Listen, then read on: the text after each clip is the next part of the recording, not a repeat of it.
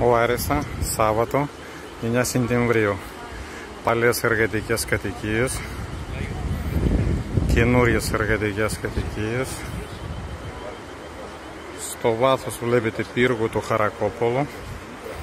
Τώρα κοιτάω προς τη Γιάννουλη. Βλέπετε με τη φόρα έρχεται το νεράκι. Από εργατικές κατοικίες προς Καρφούρ. Με αρκετά μεγάλη ταχύτητα.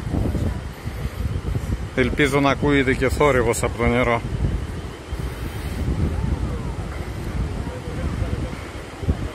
Εκεί στο βάθος είναι πάρκινγκ που γράφει Spencer's, είναι πάρκινγκ του Carrefour. Το πρώην Carrefour τώρα είναι τέτοιο, σκλαβινίτες.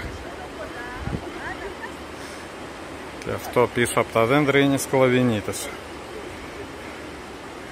Και βλέπετε μια χαρά πουταμάκι. Λάρισα, 9 Σεπτεμβρίου, νομίζω κοντά 1 ώρα το μεσημέρι, 20.023. Μπόλικο νεράκι και από ό,τι γνωρίζω ακόμα δεν φεύγει προς τη θάλασσα. Τι να πούμε. Αυτή είναι η Κατάντια. Οι εκλογές έρχονται, μετά έρχονται και ευρωεκλογές. Σκεφτείτε καλά τι να κάνετε. Θα ζητήσουν ψήφο ξανά αυτοί οι υπεύθυνοι.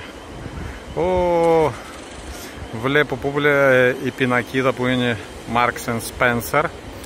Κάτω από την πινακίδα, άμα βλέπετε κάποια τέτοια μαύρα πράγματα, αυτά είναι τα υπόστιγα για τα αυτοκίνητα. Τη σκιά για τα αυτοκίνητα. Είναι μέσα στο νερό. Δεν ξέρω να κάνω zoom. Να δοκιμάσω, μπάσκε.